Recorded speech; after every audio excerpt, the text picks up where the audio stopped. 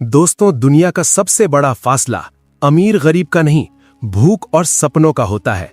आज की कहानी एक ऐसे लड़के की है जिसके पास स्कूल का बैग नहीं, जूते नहीं, 2 वक्त की रोटी भी मुश्किल से मिलती थी। फिर भी उसने भारत के सबसे बड़े गणित प्रोफेसर को घुटने टेकने पर मजबूर कर दिया। जो सवाल टीचर को सॉल्व करने में 20 साल लगे, मैं ये सॉल्व नहीं कर पाऊंगी। उसी सवाल को कचरा बीनने वाला सूरज सिर्फ 1 मिनट में सॉल्व कर गया। आइए देखते हैं उसने ये कैसे किया। सुबह की धूप अभी ठीक से निकली भी नहीं थी कि शहर के सबसे फेमस और महंगे आर्यभट्ट इंटरनेशनल स्कूल के गेट पर हलचल शुरू हो गई। ये स्कूल रईसों के बच्चों के लिए था, जहां टैलेंट से ज्यादा पैसों के दम पर एडमिशन मिलता था। बड़ी बड़ी गाड़ियां रुक रही थीं और एसी कारों से बच्चे उतर रहे थे।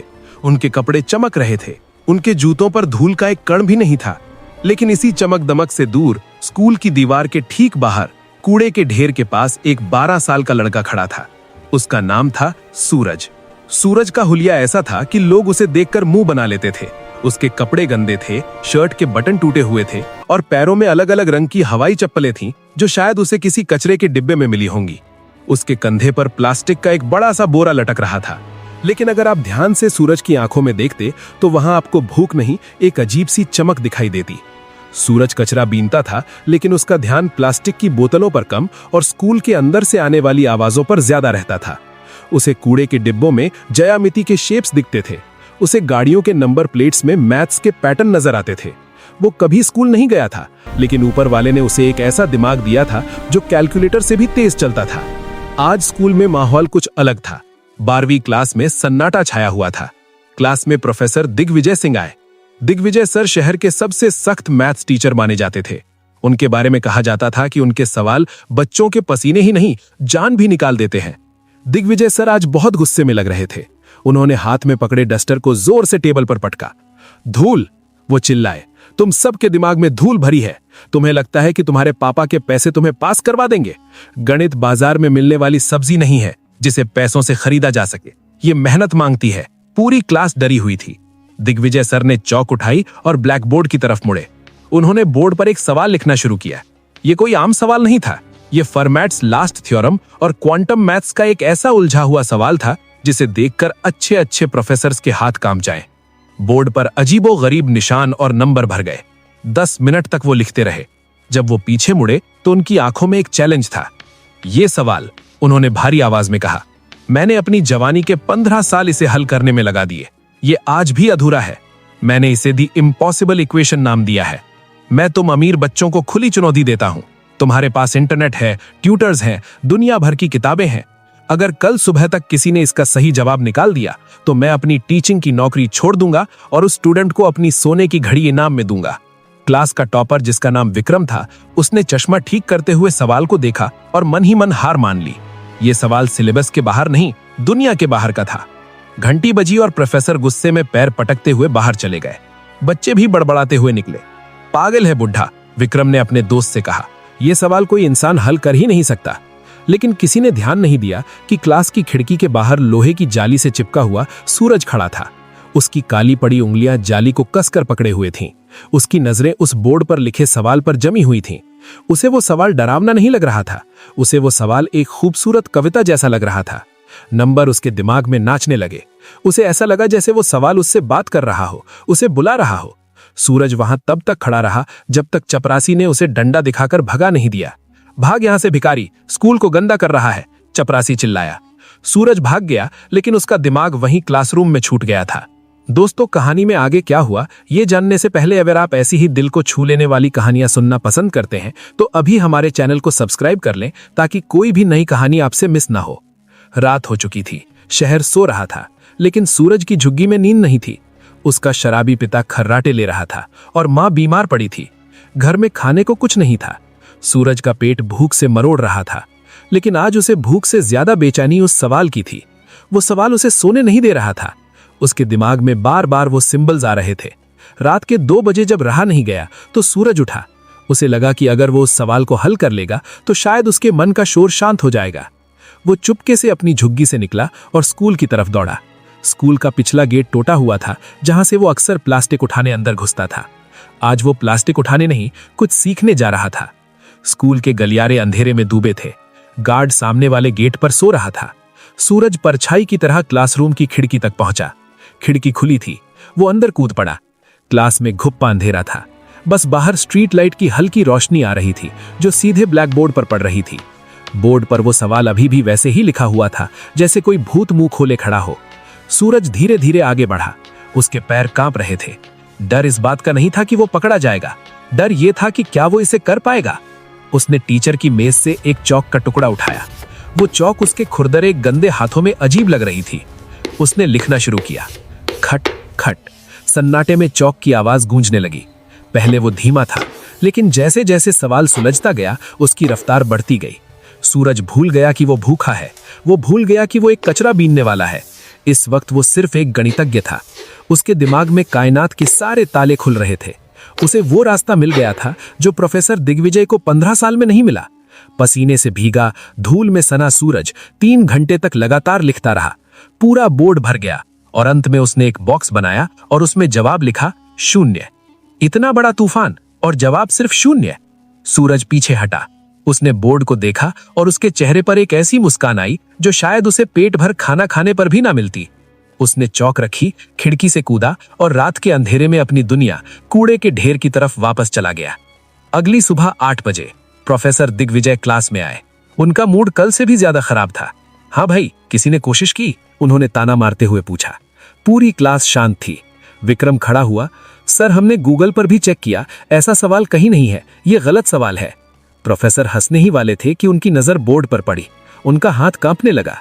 वो धीरे धीरे जैसे किसी जादू के असर में हो बोर्ड की तरफ बढ़े। क्लास के बच्चे हैरान थे। सर, क्या देख रहे हैं? प्रोफेसर बोर्ड के बिल्कुल करीब गए।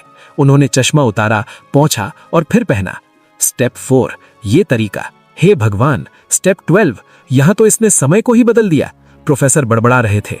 उनकी आंखों से अविश्वास के आंसू बहने लगे। ये नामुमकिन है, ये बिल्कुल सही है, ये परफेक्ट है। वो अचानक पलटे और चिल्लाए, किसने किया ये? झूठ मत बोलना। तुम में से किसकी इतनी हिम्मत है जो मेरे 15 साल की मेहनत को एक रात में सुलझा दे? क्लास में सन्नाटा था। विक्रम बोला, सर, हम कसम खाते हैं, कल शाम को जब हम गए थे तो बोर्ड खाली था, रात में क्लास बंद थी। प्रोफेसर ने अपना सिर पकड़ लिया। कोई तो आया था, कोई ऐसा जिसका दिमाग आइंस्टीन जैसा है। ये लिखाई देखो इसे, ये किसी सधे हुए स्टूडेंट की नहीं है, ये किसी आजाद हाथ की लिखावट है। उन्होंने तुरंत प्रिंसिपल और सिक्योरिटी को बुलाया। सीसीटीवी फुटेज चेक किया गया। ब्लैक एंड व्हाइट स्क्रीन पर रात के 3:30 बजे एक छोटी सी परछाई खिड़की से कूदती हुई दिखाई देती है। कपड़े फटे हुए, बाल बिखरे हुए। वो लड़का बोर्ड के पास जाता है और पागलों की तरह लिखने लगता है। प्रिंसिपल ने फुटेज को जूम किया। अरे, ये तो वही कचरा बीनने वाला लड़का है जो कल गेट पर खड़ा था। प्रिंसिपल ने मुंह बनाते हुए कहा, गार्ड, जाओ पकड़ कर लाओ उसे, जरूर चोरी करने आया होगा और बोर्ड खराब कर दिया। रुको, प्रोफेसर दिग्विजय जोर से बोले। अगर किसी ने उसे चोर कहा तो खैर नहीं, उसने चोरी नहीं की है, उसने तो स्कूल को और मुझे एक नई दिशा दी है। उसे इज्जत से मेरे पास लाओ। थोड़ी देर बाद 2 गार्ड सूरज को पकड़कर स्टाफ रूम में ले आए। सूरज बुरी तरह डरा हुआ था। उसे लगा कि चोरी छुपे घुसने के लिए उसे पुलिस के हवाले कर दिया जाएगा। उसके कपड़े गंदे थे, शरीर से बदबू आ रही थी। स्टाफ रूम में बैठे बाकी टीचर्स ने अपनी नाक पर रुमाल रख लिया, लेकिन प्रोफेसर दिग्विजय, वो अपनी कुर्सी से उठे और सीधे सूरज के पास गए। सूरज ने हाथ जोड़ लिए। साहब, माफ कर दो, मैंने कुछ चुराया नहीं, मुझे बस वो सवाल परेशान कर रहा था। मुझे लगा मैं उसे ठीक कर सकता हूँ। चौक भी मैंने वापस रख दी थी साहब, मुझे मत मारो। उसकी आंखों में आंसू थे, गरीबी और बेबसी के आंसू। दिग्विजय सर की आंखों में पानी आ गया। उन्होंने सूरज के गंदे हाथों को अपने हाथों में ले लिया। वो हाथ जो शायद कभी साबुन से नहीं धुले थे, आज एक प्रोफेसर उन्हें चूम रहा था। बेटा, तुमने कुछ नहीं चुराया, बल्कि तुमने तो मुझे वो दे दिया जो मैं पूरी जिंदगी ढूंढ रहा था। प्रोफेसर ने पूछा, तुम्हें ये सब किसने सिखाया? तुम स्कूल नहीं जाते? सूरज ने सिर झुका लिया। साहब, स्कूल जाने के लिए पैसे नहीं थे। कचरे में पुरानी किताबें मिलती थी, रद्दी वाले की दुकान पर बैठकर पढ़ लेता था। लोग कहते हैं मैं पागल हूं क्योंकि मैं दीवारों पर नंबर लिखता रहता हूं। मुझे लगा मैं गलत करता हूं। प्रोफेसर ने उसकी ठुड्डी पकड़कर उसका चेहरा ऊपर उठाया। तुम पागल नहीं सूरज, तुम जीनियस हो।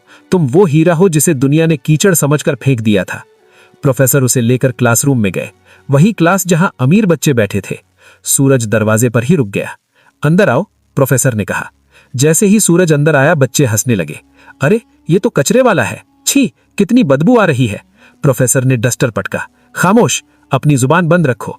आज इस कमरे में अगर कोई सबसे अमीर है तो वो ये लड़का है। तुम सबके पास पैसे हैं, लेकिन इसके पास वो दौलत है जो बांटी नहीं जा सकती। प्रोफेसर ने चौक सूरज के हाथ में भी। सूरज, क्या तुम इन्हें समझा सकते हो कि तुमने वो आखिरी स्टेप कैसे किया?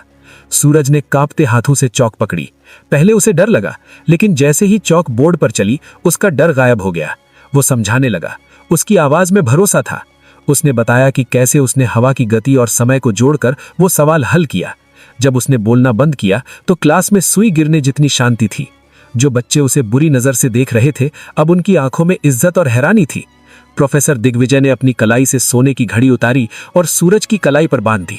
वो घड़ी सूरज के पतले हाथ के लिए बहुत बड़ी थी, लेकिन उसकी चमक सूरज के आने वाले कल से कम थी। प्रोफेसर ने कहा, आज से तुम कूड़ा नहीं उठाओगे, आज से तुम कलम उठाओगे। तुम्हारी पढ़ाई, तुम्हारा खाना, तुम्हारा रहना, सब मेरी जिम्मेदारी। मैं देखता हूं कौन तुम्हें रोकता है। सूरज रो पड़ा। सूरज रो पड़ा। वो प्रोफेसर के पैरों में गिर गया। साहब, मुझे बस पढ़ने देना, मुझे भूख नहीं लगती, मुझे बस सवाल हल करने हैं। प्रोफेसर ने उसे उठाया और गले लगा लिया। उस दिन उस महंगे इत्र से महकते स्कूल में एक पसीने और कचरे की बदबू वाले लड़के ने सबको इंसानियत का पाठ पढ़ा दिया था। स्कूल के बाद सूरज बाहर निकला। उसने अपना वो पुराना गंदा बोरा उठाया, उसे एक बार देखा और फिर उसे वहीं डस्टबिन में डाल दिया। ये सिर्फ एक बोरा नहीं था, ये उसकी पुरानी जिंदगी थी जिसे वो हमेशा के लिए छोड़ रहा था। उसने आसमान की तरफ देखा। सूरज चमक रहा था, बिल्कुल उसके नाम की तरह। दोस्तों, ये कहानी हमें बताती है कि टैलेंट किसी महल का गुलाम नहीं होता, वो झोपड़ियों में भी पैदा हो सकता है। हमारे देश में न जाने कितने सूरज हैं जो रोज कूड़े के ढेर में अपना बचपन और अपना टैलेंट बर्बाद कर रहे हैं। जरूरत है तो बस एक प्रोफेसर दिग्विजय की, जो उस हीरे को पहचाने और तराशे। अगर आपके आसपास कोई ऐसा बच्चा है तो उसे बुरी नजर से मत देखिए। शायद उसकी आंखों में भी कोई सपना पल रहा हो। गरीब होना कोई पाप नहीं है, लेकिन एक टैलेंटेड बच्चे को गरीबी के कारण खो देना समाज का सबसे बड़ा पाप है। आपको ये कहानी कैसी लगी?